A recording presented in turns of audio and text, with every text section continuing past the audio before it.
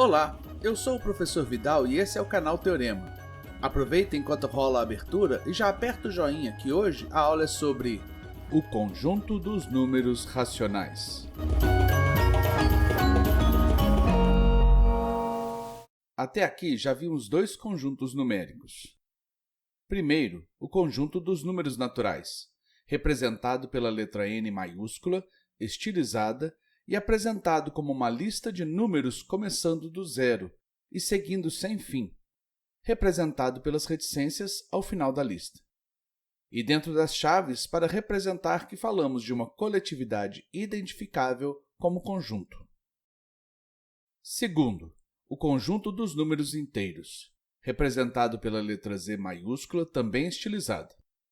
É também apresentado por uma lista de números diferente da primeira. Nessa coletividade identificável como conjunto pelas chaves, teremos uma lista que se estende infinitamente nas duas direções, crescendo no sentido positivo, à direita, e decrescendo no sentido negativo, à esquerda da lista, sempre representando essa infinitude pelas reticências de um lado e de outro.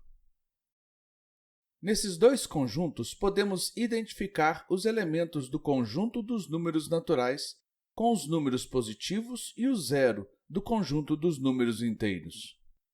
Veja bem, não são os mesmos números, mas podem ser identificados uns com os outros. Os números inteiros, exceto o zero, possuem sinal, seja positivo ou negativo. Já os naturais não possuem sinal algum. Mas a diferença entre os naturais e os inteiros positivos com zero é apenas teórica e simbólica, e todas as suas propriedades próprias e operatórias entre eles apenas são exatamente as mesmas. Dessa forma, podemos dizer que existe uma cópia do conjunto dos naturais dentro do conjunto dos inteiros, e, por extensão, a essa constatação, dizemos que o conjunto dos naturais está contido no conjunto dos inteiros. Podemos representar essa relação através dos diagramas de Venn. O conjunto dos naturais está dentro do conjunto dos inteiros. Mas nós também já conhecemos números que não estão nesses conjuntos. Números que representam quantidades que não são inteiras. As frações e decimais também são números e não estão entre os números do conjunto dos inteiros. E como toda fração pode ser transformada em número decimal, e todo decimal que conhecemos pode ser transformado em fração, no fim, são todos o mesmo tipo de número. Na reta numérica, podemos localizar todos os números inteiros, o zero ao centro, os positivos crescendo para a direita e os negativos se estendendo para a esquerda. Considerando que o pedaço da reta entre os dois números inteiros é uma unidade, podemos também localizar as frações nessa mesma reta. Dividindo a primeira unidade, localizada entre o zero e o mais 1, em duas partes, podemos marcar a posição de 1/2 ou 0,5. Podemos marcar também a posição do 2/3, do 3/10. Todas as frações próprias serão marcadas entre o 0 e o 1. Afinal de contas, elas são todas números menores do que 1. E usando a reta numérica, podemos visualizar também o que são as frações negativas. Marcando para o lado negativo, teremos o menos 5/6, o menos 1/4. As frações negativas representam as mesmas parcelas do inteiro, porém no sentido negativo, e com as propriedades operatórias ajustadas, tais como os números inteiros. O menos na frente da fração é como no caso dos parênteses, se tivéssemos o menos 1 multiplicando a fração. Como no caso de um número inteiro multiplicando uma fração, o número multiplica apenas o numerador, já que o denominador do inteiro é 1 positivo, o sinal pode ser considerado como se estivesse apenas no numerador, que indica a quantidade de partes, e o denominador continua apenas indicando o número de partes em que o inteiro foi dividido. Assim, menos 5/6 menos 1/4 será igual a MMC de 6 e 4 é 12.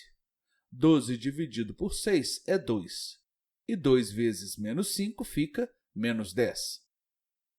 12 dividido por 4 é 3, e 3 vezes menos 1 é menos 3.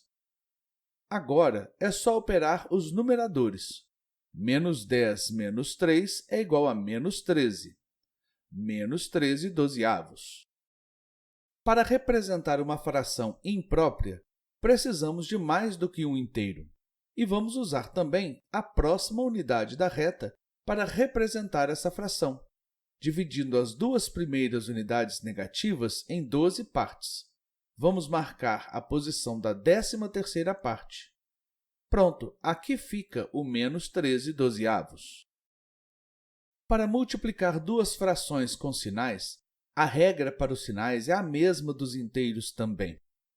Assim, 2/3 vezes menos 1/4 será igual a, pela regra do sinal, 1 positivo vezes 1 negativo, resulta em negativo. Cortando um 2 de cima com outro de baixo, ficamos com 1 vezes 1 igual a 1 no numerador, e 3 vezes 2 igual a 6 no denominador. Então, temos o resultado, menos 1/6, que fica na reta aqui. Assim, podemos marcar qualquer fração e também número decimal na reta numerada. Veja esses exemplos. 2,5 são 5 décimos depois de 2 inteiros. 3,7 são 7 décimos após 3 inteiros. Menos 1,6 são 6 décimos antes de menos 1. Lembrando que os negativos se estendem para a esquerda. 0,48 são 48 centésimos após o zero, ou 4 décimos mais 8 centésimos. Como todos esses decimais podem ser transformados em frações, e todo número inteiro pode ser escrito como uma fração de denominador igual a 1, podemos resumir todos esses números marcados na reta numérica como sendo o conjunto de todas as frações possíveis, positivas e negativas. Mas não conseguimos escrever uma lista com todas as frações, porque sempre é possível colocar outra fração entre duas quaisquer. Mas, como dito antes, fração é divisão, e divisão é fração. Então, vamos descrever esse novo conjunto como sendo o conjunto dos resultados de todas as divisões entre dois números inteiros, ou o conjunto de todas as frações em que numerador e denominador são números inteiros. E como não há divisão por zero, o denominador não pode ser apenas zero. Em linguagem simbólica, escrevemos assim: o conjunto de todas as frações A sobre B, tais que A pertence ao conjunto dos inteiros e B pertence ao mesmo conjunto dos inteiros, mas sem o zero. Olha o asterisco ali. Para dizer que é sem o zero, basta colocar um asterisco ao lado do nome do conjunto, lembra? Esse conjunto é representado pela letra Q maiúscula e estilizada assim. A letra Q é porque ela é a primeira da palavra quociente, resultado de uma divisão que é o valor de uma fração. Esse valor de uma fração também pode ser chamado de razão, e o motivo para esse novo nome será mostrado na aula 91. Assim, como os números desse conjunto são chamados de razões, esse é o conjunto dos números racionais. Observe que os números racionais de denominador igual a 1, bem como todos os seus equivalentes, têm o mesmo valor dos números inteiros e, portanto, podem ser equiparados a eles. De novo, não são a mesma coisa, mas são perfeitamente equivalentes. E então, novamente, encontramos aqui essa equivalência de uma cópia do conjunto dos números inteiros dentro do conjunto dos racionais. E podemos dizer que os racionais contêm os inteiros. Na representação com diagramas de Venn, essa relação é representada assim. Temos, então, os conjuntos os números naturais, os números inteiros e os números racionais. Os naturais contidos nos inteiros e os dois contidos nos racionais. Temos ainda a possibilidade dos naturais com asterisco, ou seja, sem o zero. Os inteiros com asterisco, isto é, também sem o zero. E os racionais com asterisco, que também é apenas sem o zero. Nos dois primeiros, o zero simplesmente não é listado, mas nos racionais isso deve ser indicado na linguagem simbólica de sua descrição. Com o conjunto dos números racionais, a multiplicação ganha uma nova propriedade, o número inverso. Como já tínhamos visto antes, adição e multiplicação são comutativas. Adição e multiplicação são associativas. Adição e multiplicação possuem elemento neutro. O da adição é o zero, o da multiplicação é o 1. Com os números inteiros, a adição passou a ter o elemento oposto, que é o elemento que, adicionado a um número, resulta no elemento neutro da adição, no caso, o zero. O elemento oposto da adição é o número que tem o mesmo módulo, mas o sinal trocado. O oposto de menos 7 é o mais 7, porque menos 7 mais 7 é igual a zero. O oposto de mais 12 é o menos 12, porque 12 positivo mais 12 negativo é igual a zero.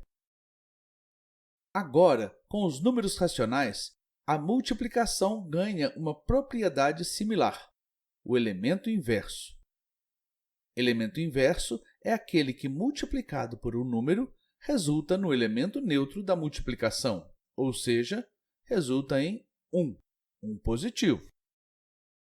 Por exemplo, o inverso de 2/3 é o 3/2, porque 2/3 vezes 3/2, quando simplificamos, fica 1 sobre 1, que é apenas um inteiro. Se tivéssemos multiplicado sem simplificar, chegaríamos no mesmo resultado. 2/3 vezes 3/2 é 6 sobre 6, e 6 dividido por 6 é 1. O inverso de menos 5/9 é menos 9/5. Ao multiplicar, a regra dos sinais me diz que sinais iguais, o resultado é positivo. Logo, o resultado é 45/45 positivo, que, simplificando, é apenas mais 1. Observe que o inverso de um número sempre terá o mesmo sinal. Afinal, quando multiplicados, o resultado deve ser 1 positivo. Se os sinais fossem diferentes, o resultado seria negativo, e menos 1 não é o elemento neutro da multiplicação. O inverso de 1/6 é 6 sobre 1, isto é, 6 inteiros. 1/6 vezes 6 é igual a 1. O inverso de menos 8 é menos 1/8. Menos 8 vezes menos 1/8 será menos com menos, mais, e 8 dividido por 8 igual a 1. Com esses exemplos, fica claro que a forma prática de determinar o inverso de um número é virando o número de cabeça para baixo, isto é, apenas trocar o numerador com o denominador de lugar. E caso o número seja inteiro, basta lembrar que ele tem denominador 1. Apenas não é necessário escrever. E olha o que temos aqui. Se quiser saber se aprendeu mesmo, é só fazer o exercício para vocês. Agora que a aula acabou e antes de dar o pause para copiar o exercício, vai ali embaixo e aperta o joinha que eu sei que você esqueceu. Inclusive, já fez sua inscrição no canal? Se não, aproveita agora para se inscrever e compartilhar com os colegas essa aula e as próximas. Deixe nos comentários o que você achou da aula e se tiver alguma dúvida nos exercícios ou de algum ponto que não ficou claro no vídeo, pode perguntar também que eu respondo. Por enquanto é só. Bom estudo e até a próxima aula!